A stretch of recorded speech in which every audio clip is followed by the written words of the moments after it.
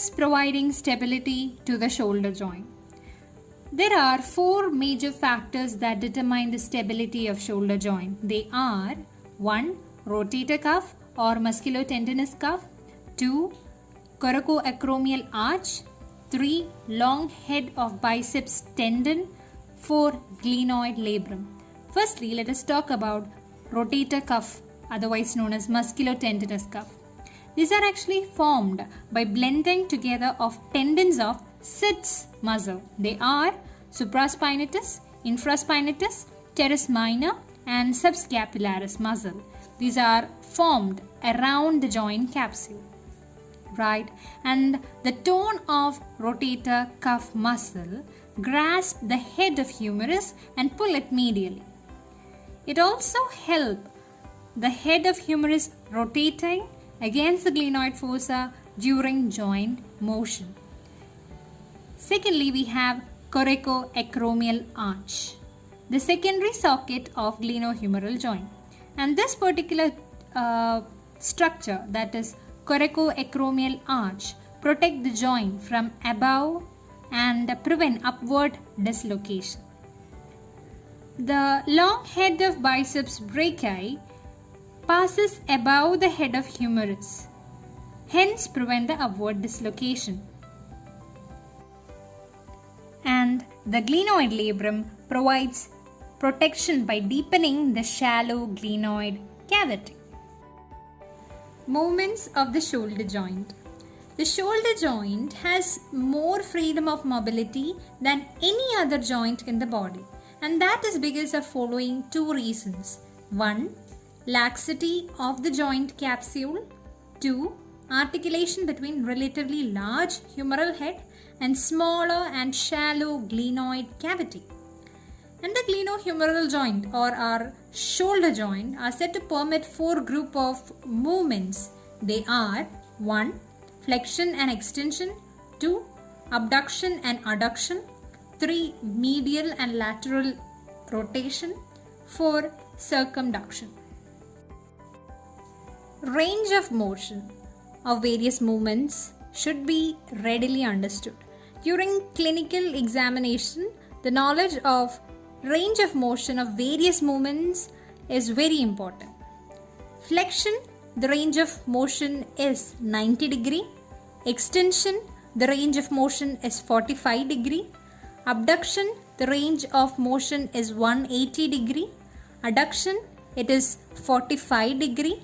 Lateral rotation, it is 45 degree. Medial rotation, it is 55 degree. Movements at the shoulder joint and muscles producing them. 1. Flexion. Main muscles involved are pectoralis major, the clavicular part, and the anterior fibers of deltoid. Accessory muscles include short head of biceps brachii and coracobrachialis. Second movement is extension. The main muscles involved are posterior fibers of deltoid and latissimus dorsi, and accessory muscles are teres major and long head of triceps. Third movement is adduction. The main muscles are pectoralis major, the sternocostal part, and latissimus dorsi.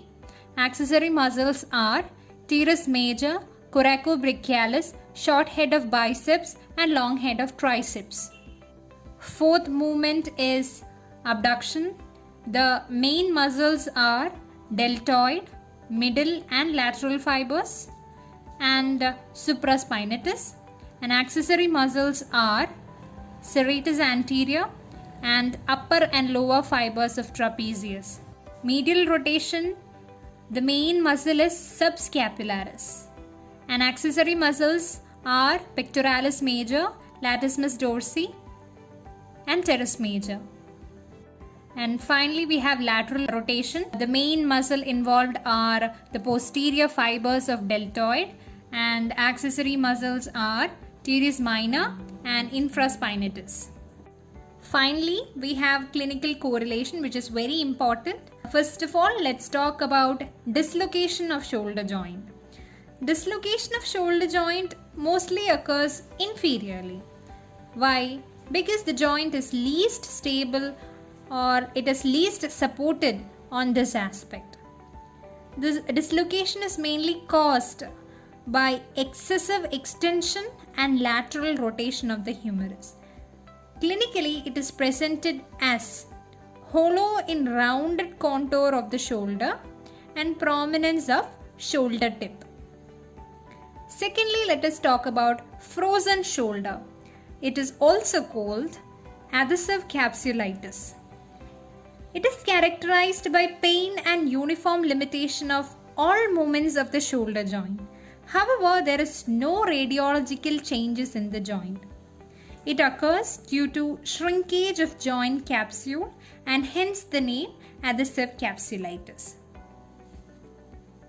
And lastly, we have rotator cuff disorder. It's of two types: calcific supraspinatus tendinitis and subacromial bursitis. The rotator cuff is commonly injured during repetitive use of upper limb above the horizontal level, and the deposition of calcium in the supraspinatus tendon is very common, and when that irritates the subacromial bursa, it results in an inflammatory condition called subacromial bursitis.